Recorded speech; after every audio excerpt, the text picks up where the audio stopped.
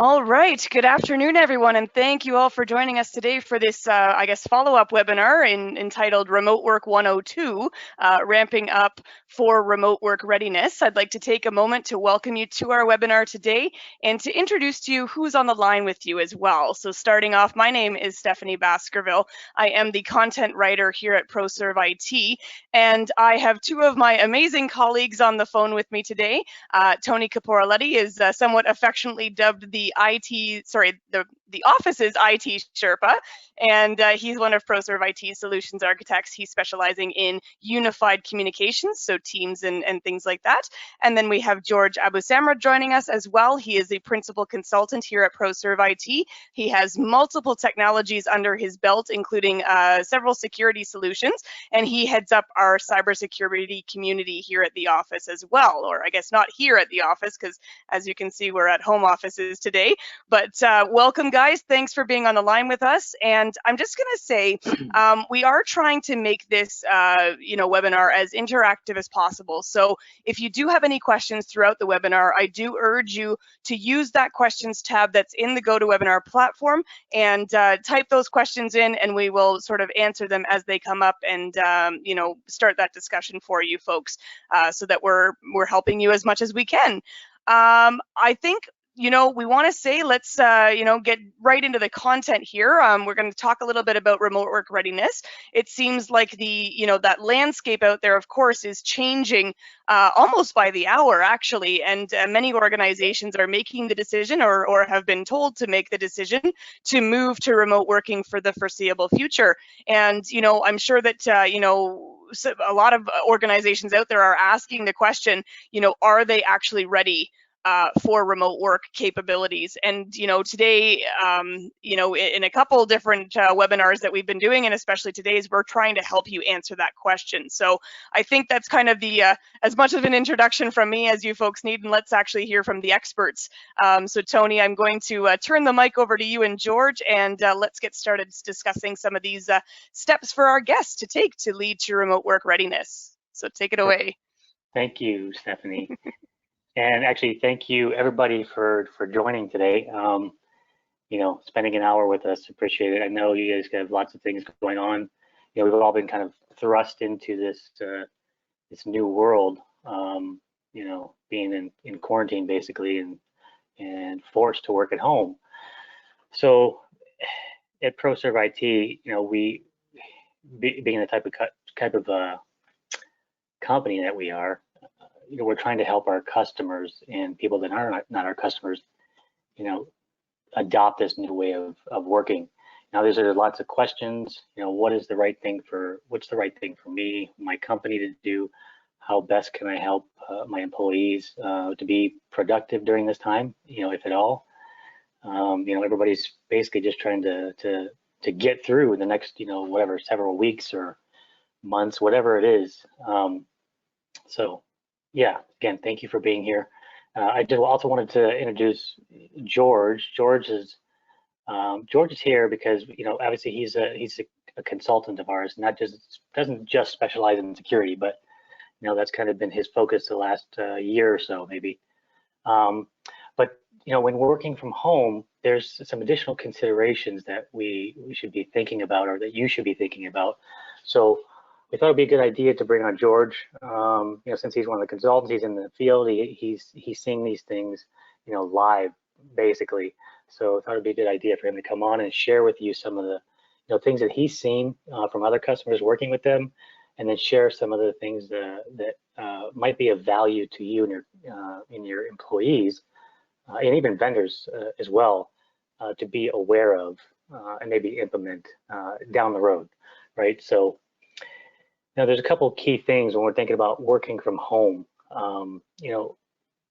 What first comes to mind is,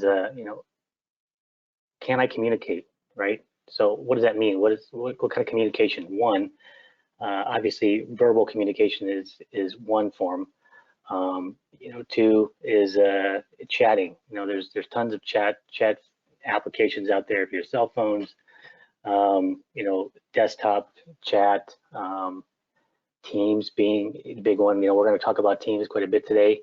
As being a Microsoft partner, we're gonna probably focus on that area of things, because I think there's some pretty interesting things that you can leverage through that, in working from home. Second thing I guess would be to look at is collaboration. What kind of collaboration does my company require on a regular basis? Is it working on documents? Do I need to be collaborating, via the phone, or can I do it over chat, email, things like that? Secondly, if you're going to be forced to work from home from now, what are you going to be using when you're working from home? Are you going to be working on a company issued device, right? Or am I going to be just using, my own personal device at home? And so, what does that mean for if I'm going to get access to corporate data? What does that look like? What are the risks I should be aware of? Things like that. So these are all things that we deal with every day. We kind of take it for granted. We're a company that's been working. It's pretty much our business model is to work from home on a regular basis. So we've been doing it for a while. I mean, I used to go into the office pretty much every other day or so. When I lived closer to the office, I moved away recently, but so it's not really impacted me too much yet. But yeah, it's definitely something to get used to, potentially, if you're used to having to go into the office every day. So let's take a look at some of those things that you guys can leverage as a company, potentially, to help your organization work remotely. So I guess one of the things that one of the big things that we're like focused on at our organization is obviously Microsoft products. In this case, Microsoft Teams. We've adopted Teams probably 2 years ago, maybe more. I mean, and even adopted the telephony piece within the last year and a half. Fully migrated over everything into Microsoft Teams. Probably a year ago, and removed our PBX that was on-prem. So yeah, it's been a great use of the tool. I mean, we're all kind of just we're used to it now, but it's been it takes a little bit of getting used to, but it's probably the easiest tool that I've actually had to pick up to use right out of the box than any other application, besides email, for that matter. Email is something we've been using for decades now, which I think is starting to be not phased out, but you can kind of see where it's going now as you start to use some of these other platforms like Teams and Slack and other vendor applications out there as well. So I have a couple slides here that I want to just kind of blow through. I'm not going to bore you with PowerPoint, and then we'll get into what actually the Teams platform looks like, and show you some kind of basic features that I use or our team uses on a regular basis that we think is helpful. So let's just go through some of these here. Let's see. Yeah, so we've kind of gone through that. So yes, as we mentioned, in any kind of work from home scenario, most companies have a requirement to do audio conferencing, right? And so with Teams, there is the offer to be able to use audio conferencing within the platform, which I find is extremely helpful because it's integrated right in with my other application being Outlook, which I spent most of my time using for the most part for years. And then now I've got this other application that can tie right into it and allow me to schedule meetings right from that, pretty much one click, and then the meeting's set, and then another one click or two clicks to join the meeting when it comes time.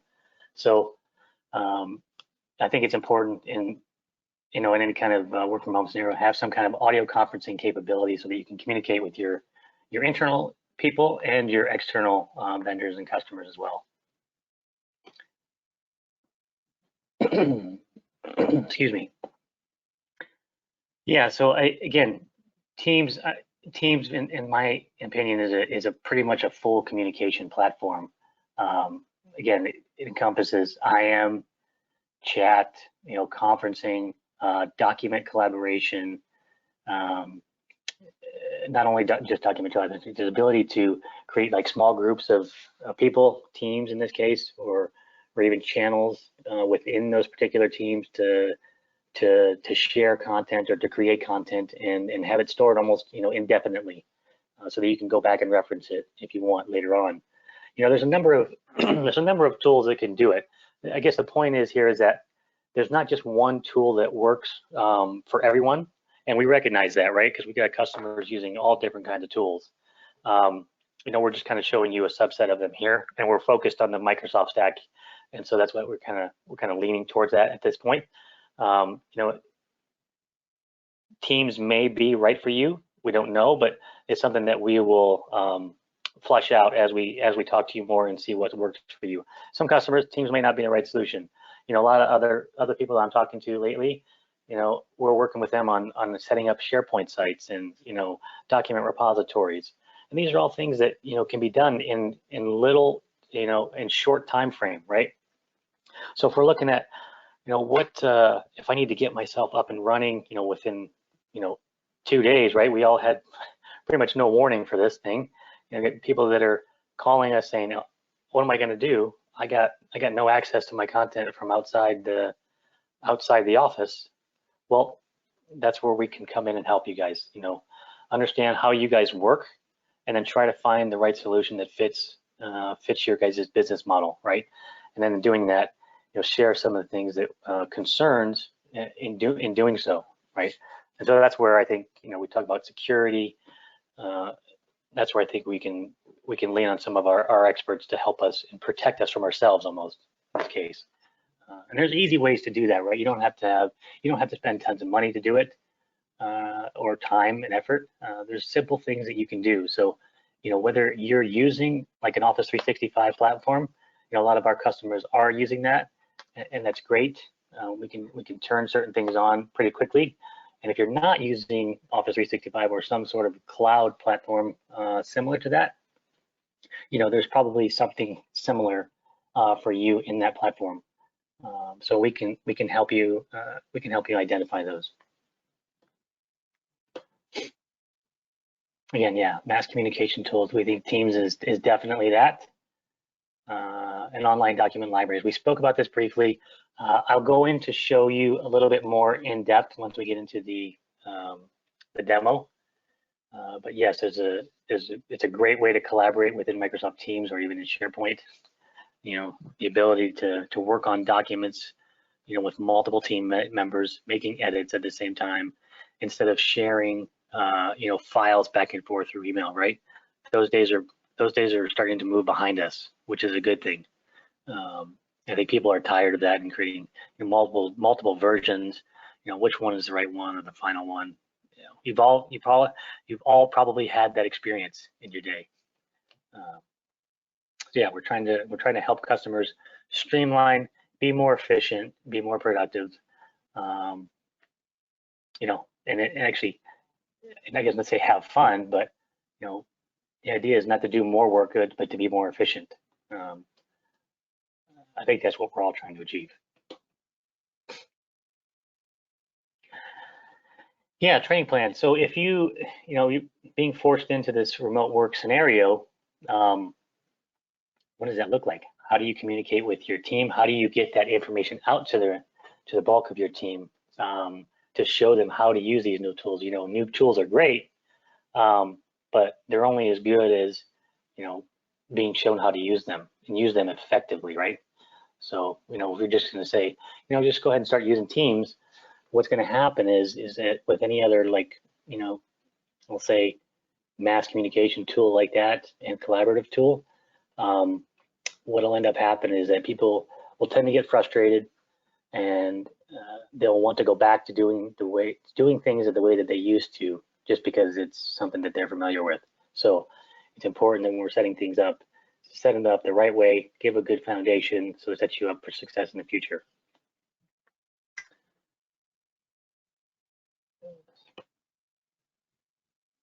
And lastly, I think I may have touched on this before, but as we start to work work remotely, are you going to be giving out company issue devices, or are you just going to let users work from home?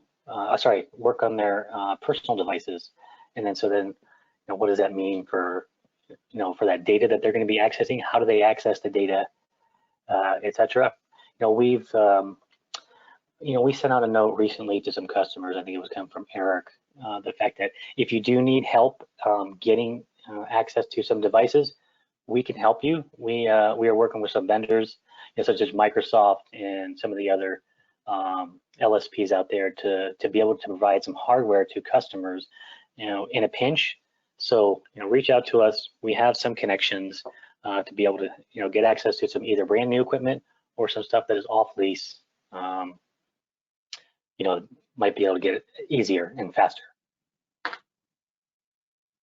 And I guess as I push forward here, I think it's probably, this makes perfect sense to let George step in here. I've been talking too much. My throat is already hurting, and I'm going to let him say a few words and go through some stuff with you from the security side of things and stuff to be aware of. Good. Take it away, George. Thank you, Tony. All right. Now, as organizations are preparing for the impacts of COVID-19, many are considering or required to find alternate workplace options for their employees. Now, we all know that with remote work, there are cybersecurity concerns that we have to take into consideration as well. We're not as protected as we would be if we're inside the office perimeter. So we're going to provide you some tips that you can provide your end users and tips your organization or enterprise can benefit from a cybersecurity perspective. So first, what are some tips you can provide to your end users while working from home? Number one is make sure to update your antivirus software on the machine you're using to access corporate information. Now, this tip is a no-brainer, really. Antiviruses protect you against the different types of viruses, malware, and in certain antiviruses or certain antivirus programs, they can protect your web browsing activities as well. So if you're working from home, working from your own personal device, you want to make sure that your antivirus is up to date and it catches all these latest viruses that come out today. The second point is you want to make sure your operating system is to the latest stable version and update all security patches on your machine. Now, if you're still running Windows 7, I would recommend trying to find an alternate device that's running Windows 10, because Windows 7 just recently went end of life, and Microsoft is no longer producing updates or security patches for that operating system. If a new vulnerability is discovered today, those Windows 7 machines will be impacted. So our recommendation is to make sure you're on the latest Windows 10 update and ensure that all security patches are upgraded. There has been some vulnerabilities detected on Windows 10 machines today, so make sure that everything is updated and to the latest standard as well. Validate all email addresses for incoming email for legitimacy, especially the ones requesting information. So you want to make sure to look at the sender's email address and not just their name when you receive an email, because sometimes they try and trick you by putting the same person's name but using a different email address. So if the email seems suspicious, it probably is. So hackers can spoof another person's email address and make it seem like the email is coming from them. If you're not 100% sure, I would recommend to reach out to the user over the phone to validate the email and the request they're requesting from you in the email. Can I jump in there real quick, George? Yeah. I think this one's important because, what we've seen, in working with customers, what I've heard, George has been on the front lines and dealing with people, but in most cases, this is where cybersecurity attacks happen, is from email attachments and links that get sent to people. Maybe they're not paying attention. All of these large breaches, from what I remember, are from causes of emails, people clicking on emails. It actually happened to us, as a matter of fact. Our president's, not our president, I guess, our emails have been sent to people inside our organization, trying to spoof, saying that they're Eric or Jamie or one of the executives, and that they need to go and purchase some purchase some gift cards for customers. That's one example, but it's real, right? And so it's something to be very cautious of. And there's ways to protect yourself around that, or to protect users from themselves around that. Microsoft has a solution to address that. So we can probably talk about that in a little bit, but I just wanted to point that out, that this is one of the critical components of security through email. Sorry, go ahead, George. Thank you, Tony, for that. All right, the fourth one on the list is don't click on unknown links in emails and attachments. So hackers are getting more sophisticated with their phishing tactics. Originally, they would send a phishing link in an email disguised as a real link. And usually within that link, they request information like, purchasing gift cards, like Tony says, or approving an invoice with their bank details attached compared to the company requesting the information, or it's just as simple as opening up a document, and within that document, it contains that phishing link. Right. So after the user clicks on the link and opens up the attachment, it requests you to sign in to your, let's say, online service. If you're using Office 365, if you're using Google, if you're using OneDrive, it doesn't really matter. They try and mimic the page to look exactly like the login screen to try and trick you to putting in your credentials. So that's what they do to try and harvest as many credentials as they can. So make sure to not click on unknown links or attachments if you're not 100% sure of what they are. And George, if I could just jump in there for a second about that particular tip there. I know that we have actually seen some of our customers have received specific emails regarding COVID-19 as the subject line, and it's like new cases in your area.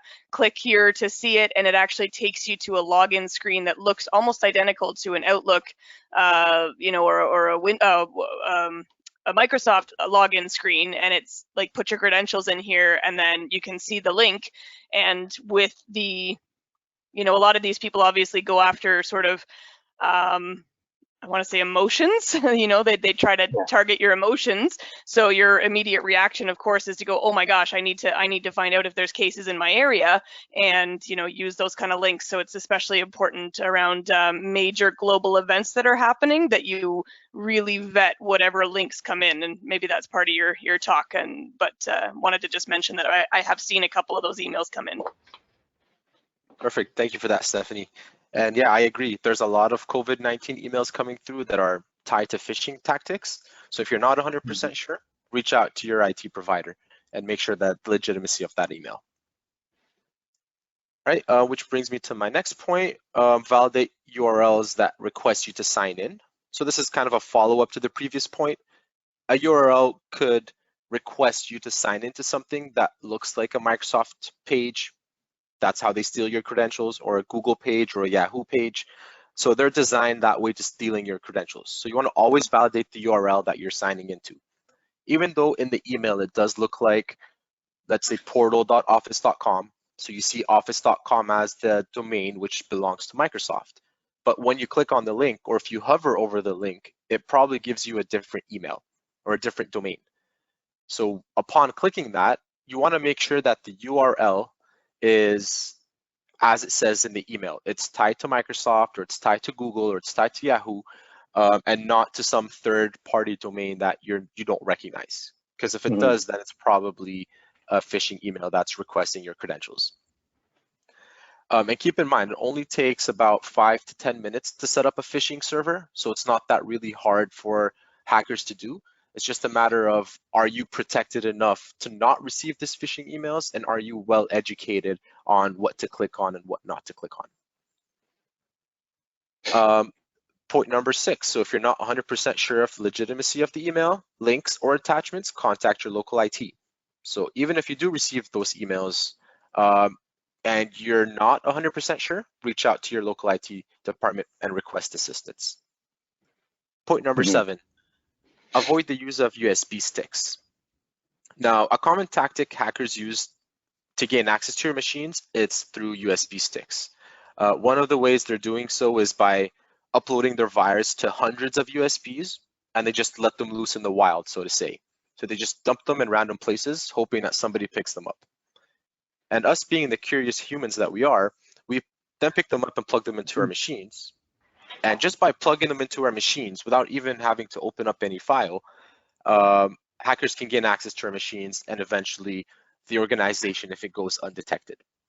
So you want to make sure do not plug unknown USBs, or maybe if you've had USBs sitting in your closet or on your shelf for a while and you're not sure what's in them, avoid plugging them into your machine without a proper antivirus in place, because there could be old viruses still lingering on your USBs that you haven't noticed in the past. Point number 8, don't connect to unknown, unsecure, or open Wi-Fis. Remember that other people may be able to monitor your online activity. So if you're working from home, your internet connection goes down, you need to get online to do work, to do something, and you notice that there's an open Wi-Fi connection in your building.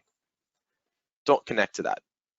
Hackers are known to create fake open Wi-Fi hotspots to attract people to connect to them. And they're mostly seen around airports, around public areas where people need the internet, like a shopping center or a mall. So once they do, all network traffic is being intercepted by those hackers, and they can gain access to your machine and harvest credentials, because all your network traffic is flowing through them now. They might provide you with internet access. They might say it's an open hotspot. You should sign in with your Office 365 account or your Facebook account or your whatever account. And once you put in those credentials, the hacker automatically gets them. Point number 9 is always keep track of your devices and don't leave them unattended. Now, there's been studies that show you you're more likely to lose your device than have it stolen. So if sensitive corporate information reside on your machines, whether it's corporate owned or personal machines, always keep an eye on them and don't leave them unattended. Right, George, we have a question on the line. Sorry if I can just interrupt here about the VPN that you were chatting about. About the public Wi-Fi hotspots that you had. Doug is asking, can the use of VPN help to reduce the risk of using open or public Wi-Fi hotspots? Yes, it does. So definitely, but you have to make sure that it's a trusted VPN service and not just some random service that people are offering online. So if you are connected to a well-known VPN service or to the corporate VPN, yes, you are okay with doing so. Excellent, thank you. I would, if I can jump in here too for a second, one of the things that I'm talking to customers a lot of is, and maybe George, you can validate this, if you have a subscription to Office 365, for example, and you don't have multi-factor authentication turned on, I think that is something that you should certainly look into. And I think that would prevent a lot of mischief. Jordan, maybe you can back me up there, or tell me what are you seeing in with some of the customers you're working with, or things you've maybe heard in this case. Yeah, definitely. So multi-factor authentication blocks 99.9% of attacks. So if you are, whether you're a targeted attack or a non-targeted attack, if you have multi-factor authentication enabled and you're using your mobile device for authentication, that's 99.9% risks alleviated from being attacked. Because even if you did fall for a phishing scheme or a phishing tactic and the hacker has your credentials, they still need to MFA or multi-factor authentication into your account. They still need your mobile device to click on approve to be able to sign in.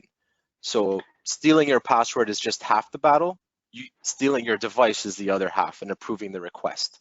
Yeah. So if you have one of the latest iPhones or latest Android devices that have biometrics capabilities like Face ID or thumbprint authentication, use those. So in case a hacker steals your phone as well and tries to authenticate themselves through your device. That's huge. I mean, if anybody has Office 365 subscription, you should turn this on. It comes with pretty much every SKU that I can think of. Really. Yeah, Microsoft recently made that free for everybody, so you don't necessarily need to purchase any new licenses. We can enable MFA on all the accounts today to make sure you're protected. Yeah, there's a few things to set up in the background, right? As far as like what kind of policies you want to enforce throughout the organization and how you want them to respond to the 2FA request. But yeah, it's not again, it's one of these things that we can turn on in pretty short order. Yeah. George, we have a question from Sylvia. She said that you had mentioned that we should move to Windows 10. We purchased ESU for Win 7 to delay this until the year's end. Are we at risk? So no, for the people that purchased extended support or that have previously migrated their old servers, whether it's Windows Server 2003 or 2008 in this case, to Azure before the end of life date and purchased extended support, then you're not at risk. You're only at risk once that extended support is done, because I don't believe they will extend that after the fact. That was a good question. That was a very good question. Thank you, Sylvia. All right, if there's no more questions, we can move to the next slide. Sure. Thank you. There we go. All right, so now some security tips for an organization that wants to improve their security posture, especially for the users that are working remotely today. So tip number one is always assume the worst. So spare the cost of hiring a penetration tester and deploy defenses by assuming the worst. Now, at this point, organizations have little time to think of where their cybersecurity weaknesses and gaps are. So it's always safer to assume the worst and implement technologies that can protect you and the users working from home. You want to make sure that, everybody working from home is well protected from their identity, starting with MFA, moving on to their devices that they're using, whether they're using their personal device at home or whether they're using corporate devices. They can all be protected and managed under the corporate umbrella, and all personal items will be left personal and all work items will be dealt with from the policy perspective. Point number two is, we already touched base on this, so enable MFA on all compatible services. If multi-factor authentication cannot be implemented, require users to use strong passwords. Now, like I stated, MFA protects against 99.9% of attacks. And if your user falls for a phishing scheme, the hacker has their password, they still won't be able to sign in as long as MFA is enabled and they're using their mobile device for authentication. And MFA is one of the cheapest and most effective methods to protect your users and their work identities today. All right, point number three. So with increase in remote work, update your VPNs, network infrastructure devices, and devices being used to remote into work environments with the latest software patches and security configurations. Now, network devices are usually amongst the devices that are left, without patching and updating as regular as our machines do. So there's a lot of vulnerabilities that exist today that target unpatched network devices. And with the increase in remote work, you want to make sure that those network devices are updated and fully patched. Sometimes we just forget about them, or we don't think they're important enough, or the saying, if it's working, if it's broke, don't touch it. I don't know what the saying is exactly, but it's around that. So you want to make sure that don't fix it. There it is. So make sure to update it to the latest security patches as per the vendor's requirements, and you should be good to go. Point number four is, you want to alert your employees to an expected increase in phishing attempts. And like Stephanie and Tony were talking about, the whole COVID-19 phishing emails that have been going on. Now, phishing attempts are at an all-time high right now. And in today's world, it's quicker to phish someone for their password than to attempt to crack it. Because, if you want to crack a complex password, it could take somewhere between hours, days, weeks, even years in certain cases. But a successful phishing attack could take seconds. So point number five, you want to assume that employees will use their personal devices on the corporate network, even if they're told not to. So if your organization provides your users with devices, make sure that users don't have any type of local admin access to those machines. Also, make sure that you limit how and which machines can connect to your corporate network through the VPN.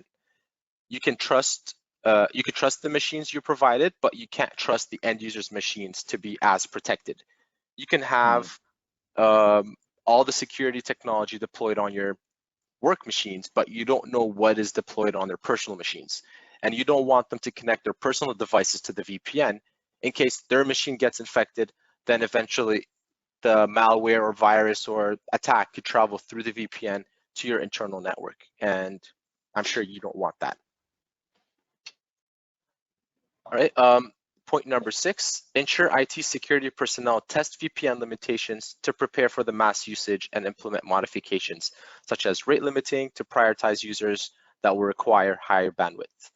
Now, if users access data within your data center, make sure that you check your VPN licenses and network to make sure that you're capable in handling the increase in remote work.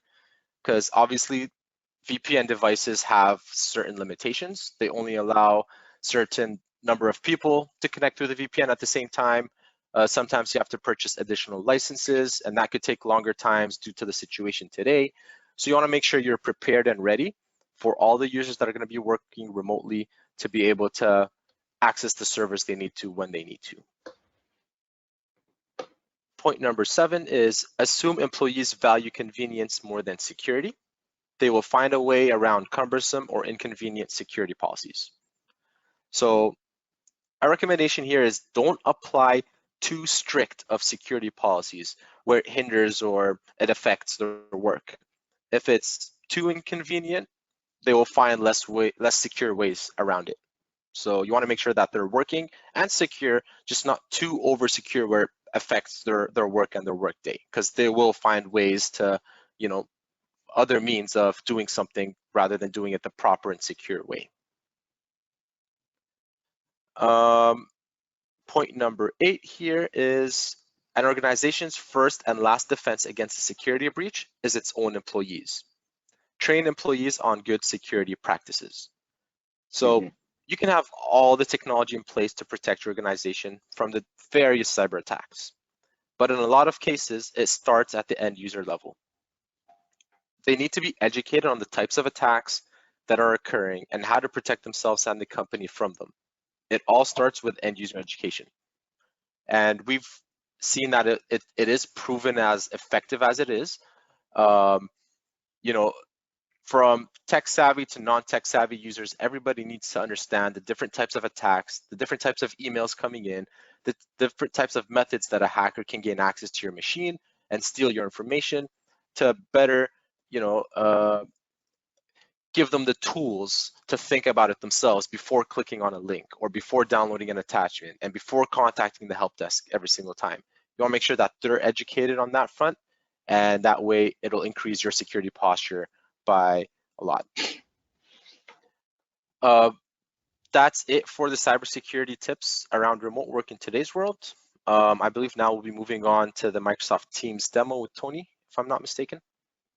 Yeah, just before we do though, folks, sorry, Tony, I'm just going to jump in here. We had a question about, is there a way of speeding up the connection through the VPN? We are currently using Net Extender and the transfer rate is very slow. I am on Bell 5 at my home office, and this question was from John. So maybe we can help John before we move on to the Teams demo.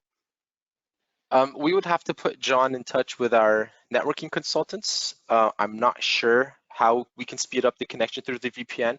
I know for a fact that there are thresholds that we can limit certain users while we open up for other users, or certain subnets, for example.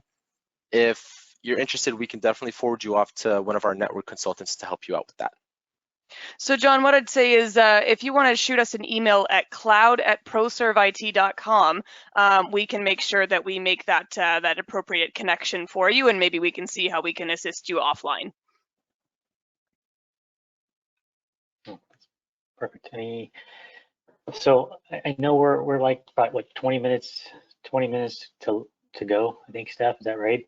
Is there any questions so far outside of these ones we had before we move on? Because I wanted to leave some time at the end for questions, but I also want to take some time to go through the demo and show you. So we had a demo like planned here just to go through the Teams platform. but I want to make sure I leave some time to answer questions as well. So, yeah. We do have one question sort of, you know, in terms of what are our thoughts on using WhatsApp as a communication tool versus Microsoft Teams. Other than that, there are no questions coming through that I haven't been able to answer already, but yeah, that one's one that came through that I was thinking maybe you wanted to address. I love WhatsApp. I use it every day, but I don't use it for work. And so I think that's important to distinguish too, right? So with WhatsApp, there's no corporate governance around what's the content that you guys are sharing between users, right? So if you know yourself, if it's just like 1 or 2 users, maybe that works for you. But if you're trying to protect any kind of IP from the company, you don't have any really way to do that with WhatsApp. So I'd be looking at a different solution to have some kind of corporate governance around that data, so you protect it. That makes sense.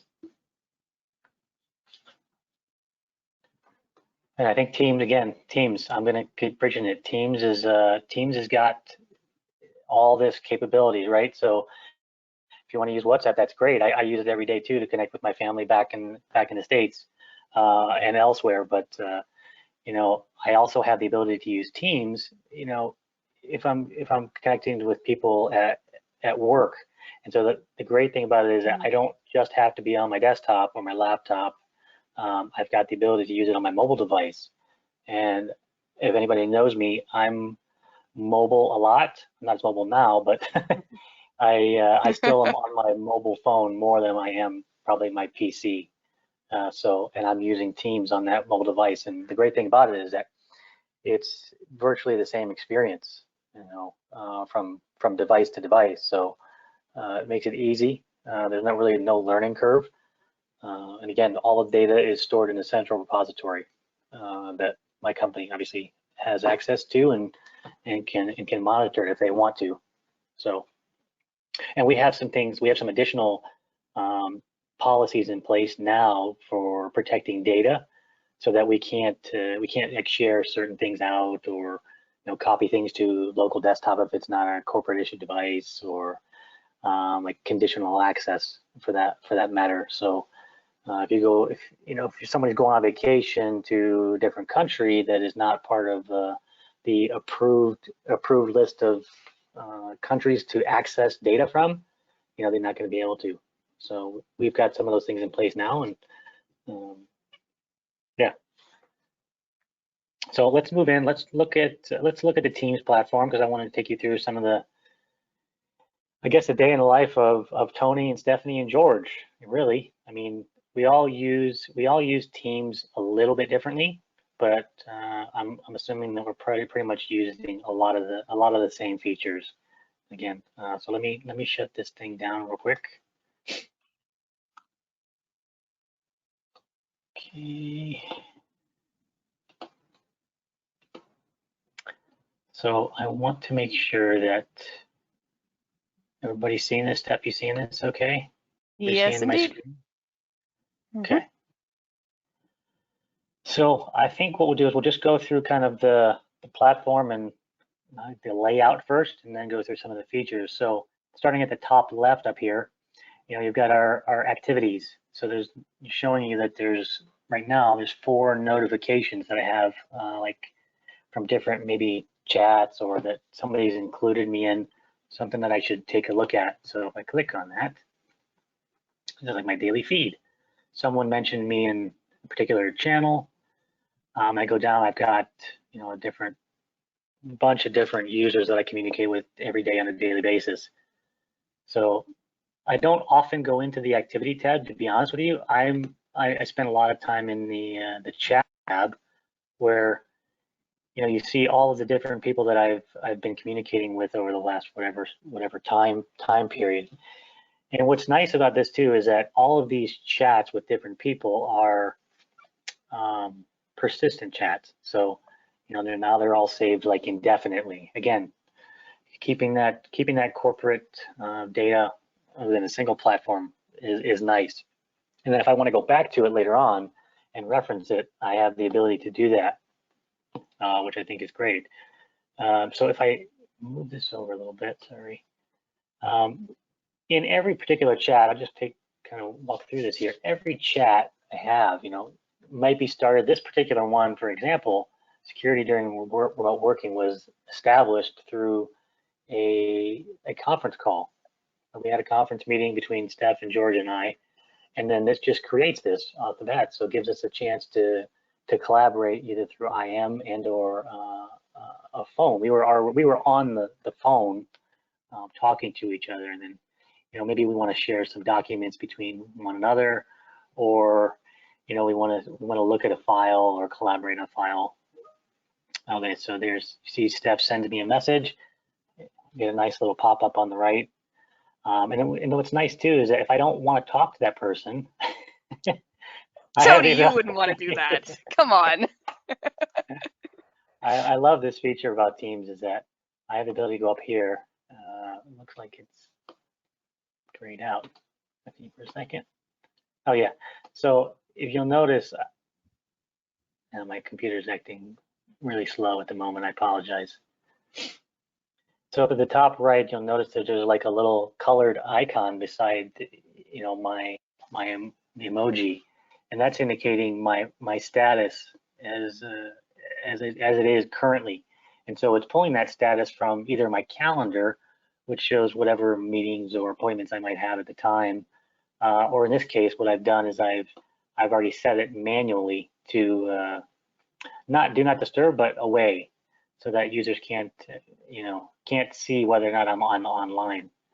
So in this case, I'll reset my status, and it'll probably change to red. Yeah, so it changes to red, shows that I'm busy. So you have the ability to control that, or even set yourself to do not disturb if you don't want to be disturbed. Maybe during like this presentation, I've usually would, if I was on Teams and presenting something through a conference call, it would automatically show as me as do not disturb and not show me any notification pop-ups as I'm presenting something. So I think that's pretty handy. Mm-hmm. And especially like, I would say during a time like this where, we are kind of being forced to work from home and being forced to do this remote working capabilities and stuff like that, being able to actually stick with a schedule of some kind. So, is really important for a lot of people to be able to continue to keep up their mental health and to keep up their things. Mm-hmm. So, take that half an hour, go for lunch, use use that status to say I'm, be right back or away or something like that, and just, right. Really actually use that to your advantage during this time. You can, let your colleagues know what's going on or what's happening, in your life. So that's really important, I think, as well. Yeah. Yeah, it does. You do, for sure. I think we got to do what works for us, right? Yep. We're kind of lucky, being at ProServe IT. We have a lot of flexibility. It's great working for such a good company. I'll be honest with you. Real quick, I've been here for 8 years, and there's a reason why I stayed for 8+ years. It's because I actually like working here. I like working with the people that I work with, I like the executive team.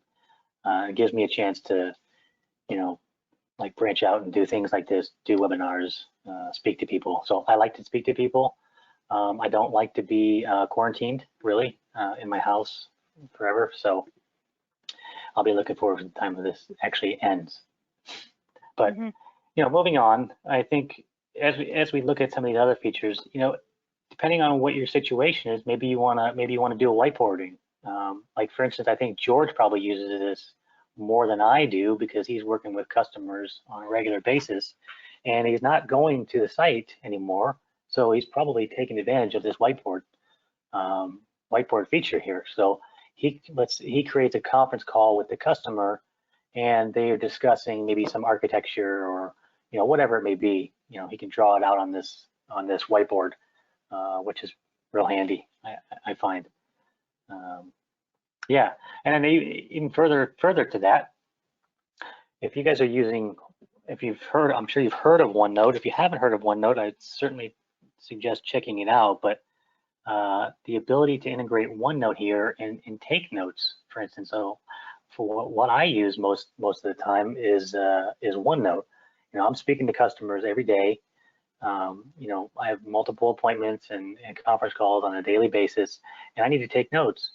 So I like to keep them in a organized area of OneNote. And so one way to do that is here through meeting notes, or even in through the app itself for OneNote, right?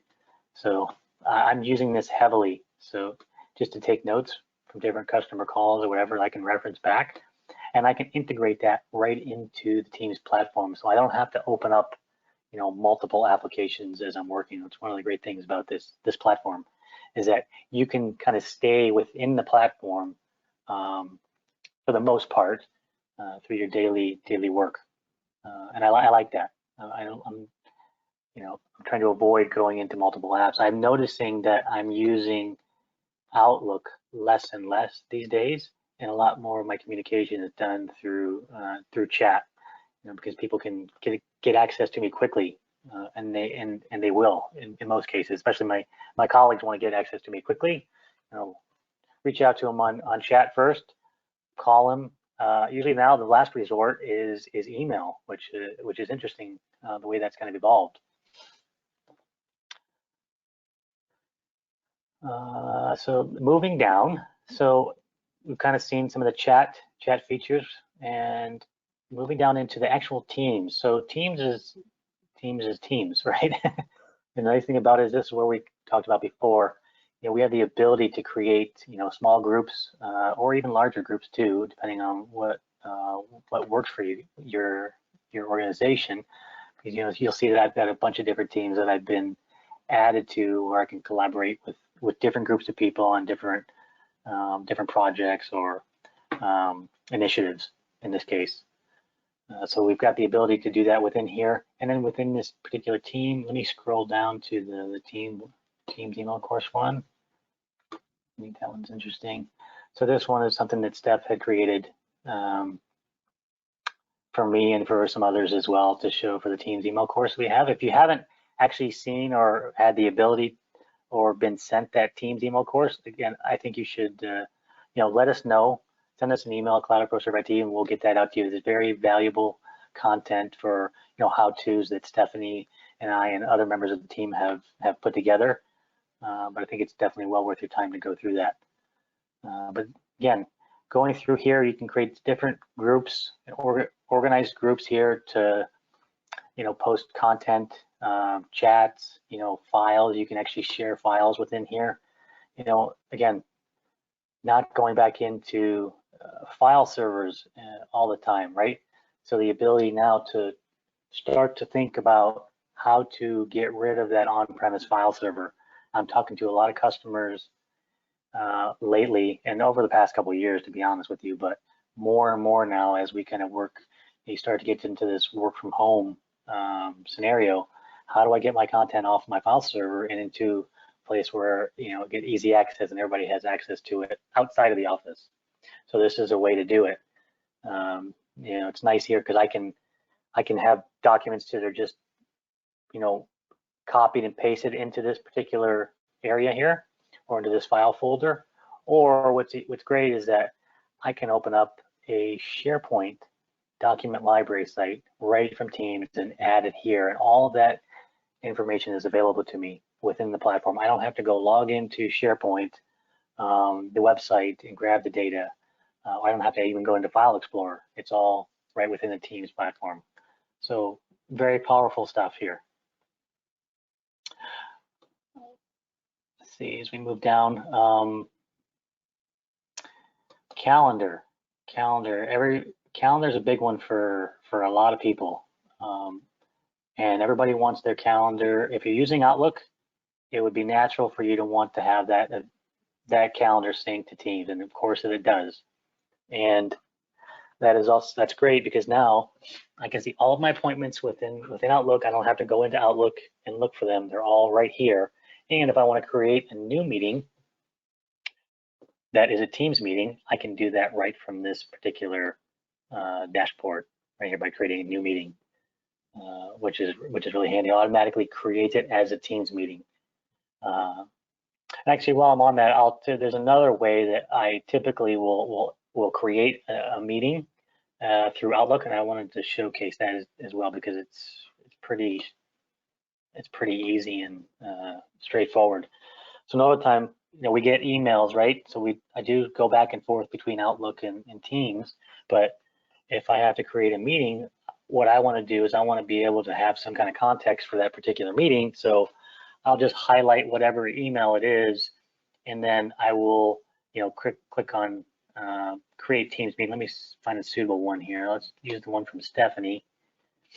And then simply, if I want to create a meeting out of this, I just click on meeting at the top here.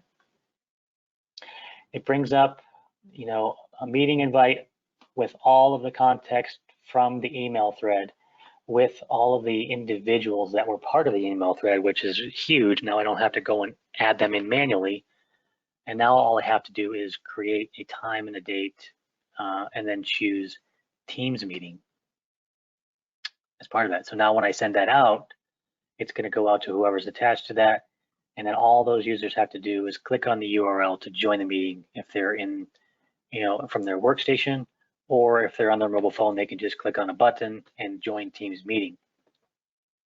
One thing I want to point out here too is that by default with Microsoft Teams, you do not have access to this right here, which is below the URL. And you'll see that these are phone numbers attached, from our company. So that this is giving us the ability to host conference calls and meetings with users outside of our organization. And so now users don't have to join in through, the Teams app or the browser. They can dial in from like a traditional landline or cell phone, which is big. And I think we mentioned it in the beginning of the presentation. So one of the huge features of Teams that people are starting to leverage now. Moving along, I think, did I miss anything there, Steph, or you wanted to add, or George? Or moving past? I think we're good. We do have a question here, though, actually. I'm just scrolling up here. So this might actually be for either one of you, but somebody's asking, they don't seem to have a whiteboard option. Is this kind of a part of advanced features at all, or they're just wondering, where they might find that option? So there is an option you can enable the whiteboard option in your admin center in Office 365. And I believe the whiteboard option will automatically show up if you have a meeting of 3 or more people. Otherwise, the feature of having it just by a single person would be coming out soon. It's just not out there yet. So you want to check your settings in your admin center if whiteboard is enabled, and try a team meeting of 3 or more people and try that. Perfect. All right. And if there are follow-ups, Catherine, to that question, you can certainly either ask them here or feel free to email us at cloud@proserveit.com, and we can help you out with that for sure. Yeah, I'm just looking at the time here, Tony. I know we are at 3:01, and I appreciate everybody sort of hanging on the line a little bit and sort of seeing this this presentation and this demonstration of Teams and how it can work and how it can, maybe assist and help out. If anybody does have any questions, we've been kind of asking questions throughout. I did have one more question. A question here from Brent is asking, when running a meeting, is there a raise hand button to help with managing people trying to talk? Or if there isn't a raise hand button, is there another way to sort of effectively manage conversation in an orderly fashion via Teams? So maybe that's something that we could address. Yes, raise hand button. No, you know what? I am not aware of the raise hand button, to be honest with you. I haven't. Have any of you guys had any experience with that? I haven't seen one in Teams. In GoToWebinar, there is one, for large meetings and for lots of people. I think for Teams, it's typically like, It might be easier just to use the chat feature, and have people kind of, put their chat in, or Yeah. I mean, there's always ways, I guess, that you can respectfully say, like, hey, I just want to chat, you raise your own hand via the video feature maybe, or something. But yeah, I don't know if there's been an actual raise hand button. George, Not maybe yet. you. Yeah, not yet. It's part of the user voice community, and it's part of Microsoft's future plans. It's just not Yeah. out there yet, but they are including a raise your hand feature in the live streams. There we go. Perfect. Yeah, there's also if you're looking at like larger group broadcasts, there's Teams live events now for more than 250 users. If that's something that you guys, if you need access to, it's available. Yeah, most of the time talking with people that are using Teams, most of the time it's just use the chat feature within the conference call and do it that way. But it depends on what the use case is, right? I just haven't had that experience. We've got another question here from Glenn. He's asking, does Microsoft have online references to their built-in data redundancy features, like an SLA or something? Yes. Yes, if you really want some really terrible reading, there's the Microsoft Trust Center. You can go and read tons of stuff on that. But yeah, they do. I mean, just to give you like a basic, in Canada, there's 2 data centers that we know of at the moment. One is in Ontario and one is in Quebec. And I think that there's plans to put something out west too, but I can't confirm that. But right now, what I understand is that there is redundancy between the 2 data centers in Canada because, they want to try to segregate themselves from the U.S. A lot of customers have that question. So, excuse me. As far as I know, those 2 data centers are replicating between each other. Beyond that, it's hard to get detailed information on that stuff. But if you are interested in it, I would check out the Trust Center, Microsoft.com/trust center, I think it is. And if you really want more information, we'll put you in touch with somebody, a rep from Microsoft. I mean, I've gone through this with a number of customers, mostly law firms, to be honest with you, and some of those other entities similar to legal firms. And they ask a lot of those questions as well. So I understand where you're coming from. Yeah. So Glenn, if you did want to follow up with that a little bit, again, cloud@proservit.com, and we can sort of point you in the right direction with that particular question of yours. All right, I do want to say, we are five minutes over time here, guys, and I wanted to just say a very quick thank you to you, Tony, for showing us Teams and for sort of giving us some use cases on how it can be used in this time, and George, thank you as well for giving us your expertise on security and being a part of the security chat. I think that's also very important during this this time of remote working and having people trying to sort of navigate the waters, if you will. Folks, that is going to kind of do it for us today. We are, like I said, having a series of webinars going on, and we do have a webinar tomorrow happening for IT people. If you are interested in joining that, it's all about Windows Virtual Desktop and how that could be a potential remote working capable solution for you folks. So if you're interested in that, we can certainly send out the link to that, and you can find us. You can join us for that as well. Other than that, we will be obviously offering more content, different content, as this kind of unfolds or as this situation unfolds. We are here to assist you for sure. So if you need help, please email us at cloud@proservit.com. We will be happy to help you sort of navigate these remote working waters at this time, and do our best to assist you with what we can, get you up and running as quickly as possible, and that kind of thing. So certainly, reach out. We are here. We are ready to assist with whatever we can do. Thank you very much, everybody, for joining us today. And we do hope that you enjoy the rest of your day as much as you can. Tony, it looks like you had something to say there. Are you okay? Yeah, no, I just wanted to say, appreciate you guys taking the time to sit with us. And echoing what Steph said is that, we realize that it's a tough time, challenging time. We want you to understand, first of all, if you're a customer of ours, thank you for being a customer. And if you're not a customer, we hope that you'll at least entertain, looking to us to provide you some guidance around some of these solutions from Microsoft or whatnot. Again, thank you, appreciate it, and we'll see you next time. Yes, thank you so much, everyone. Have a good one.